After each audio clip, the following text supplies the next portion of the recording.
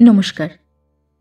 আজ আপনাদেরকে পাঠ করে শোনাব রবীন্দ্রনাথ ঠাকুরের লেখা একটি ছোট গল্প, উদ্ধার।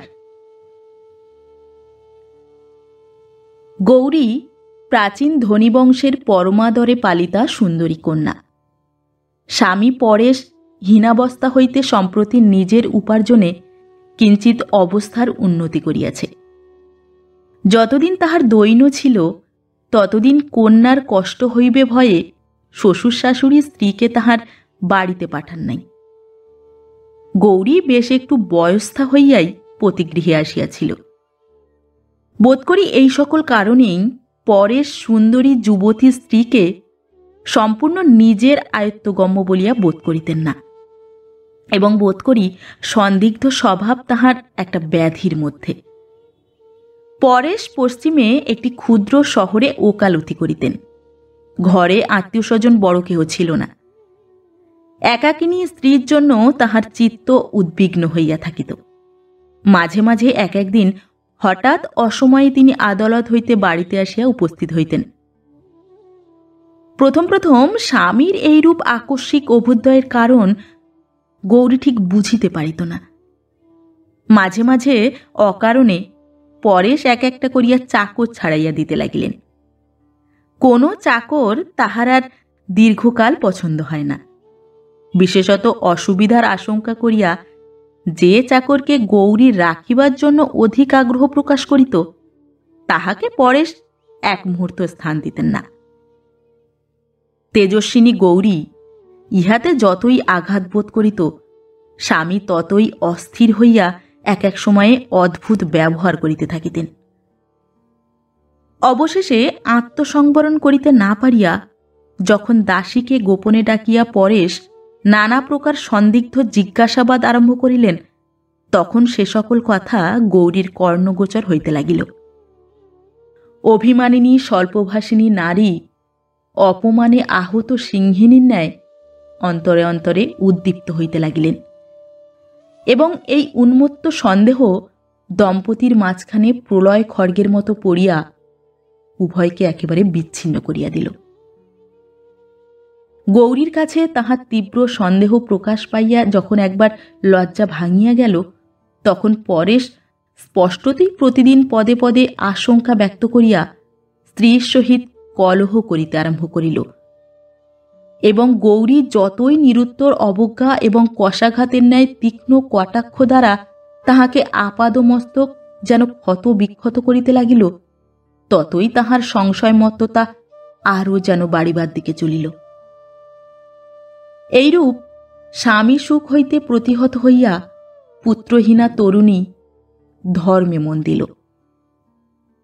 হরিসভার নবীন প্রচারক ব্রহ্মচারী পরমানন্দ স্বামীকে ডাকিয়া মন্ত্র লইল এবং তাহার নিকট ভাগবতের ব্যাখ্যা শুনিতে আরম্ভ করিল। নারী হৃদয়ের সমস্ত ব্যর্থ স্নেহ প্রেম কেবল ভক্তি আকারে পুঞ্জীভূত হইয়া গুরুদেবের পদতলে সমর্পিত হইল।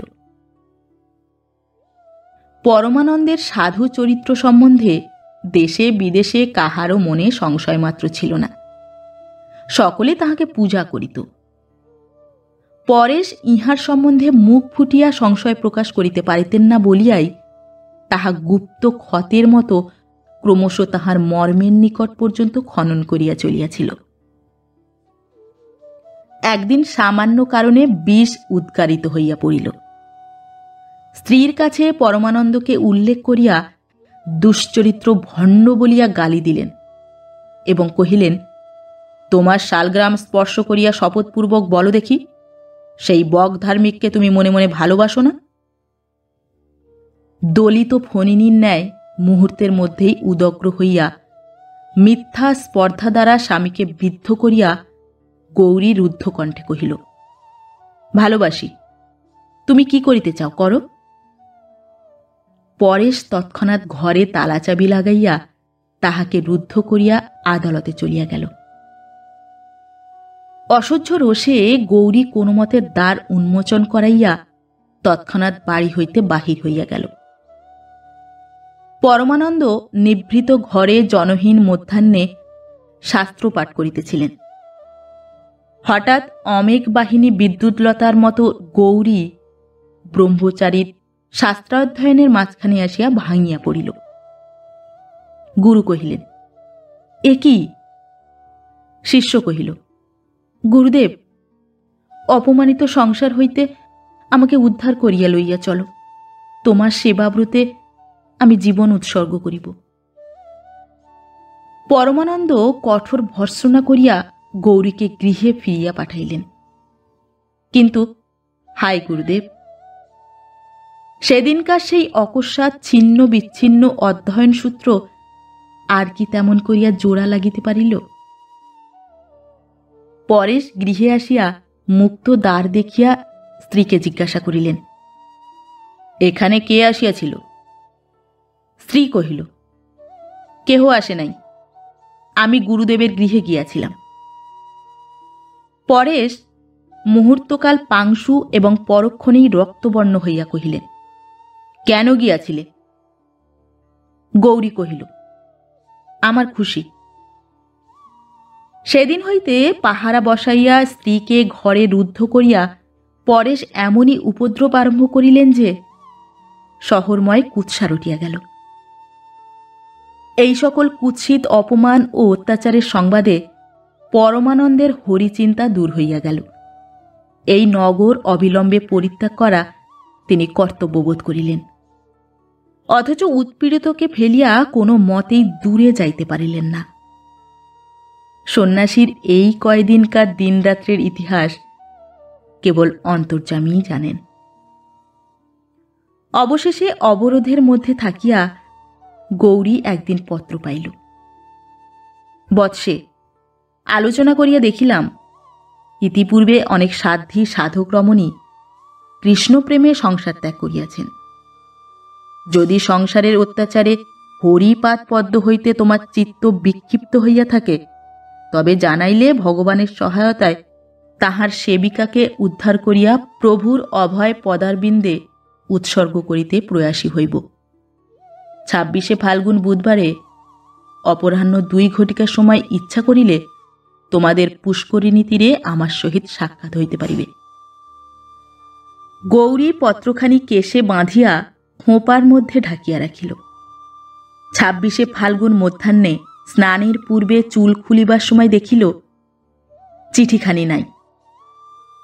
হঠাৎ সন্দেহ হইল, হয়তো চিঠিখানি কখন বিছানায় স্খলিত হইয়া পড়িয়াছে এবং তাহা তাহার স্বামীর হস্তগত হইয়াছে। স্বামী সে পত্র পাঠে ঈর্ষায় দগ্ধ হইতেছে মনে করিয়া গৌরী মনে মনে এক প্রকার জ্বালাময় আনন্দ অনুভব করিল।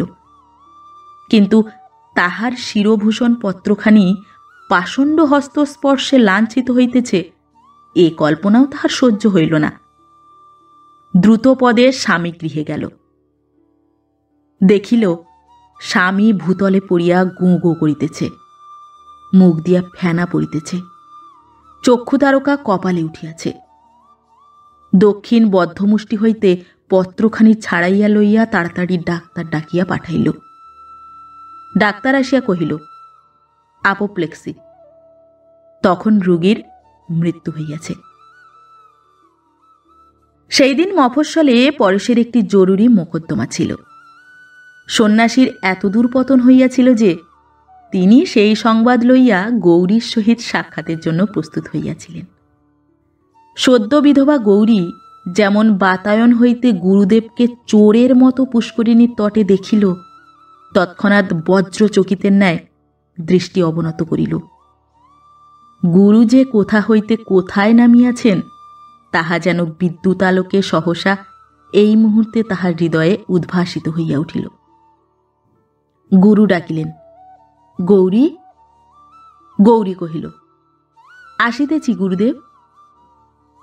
মৃত্যু সংবাদ পাইয়া পরেশের বন্ধুগণ যখন সৎকারের জন্য উপস্থিত হইল, দেখিল গৌরীর মৃতদেহ স্বামীর পার্শ্বে শয়ান।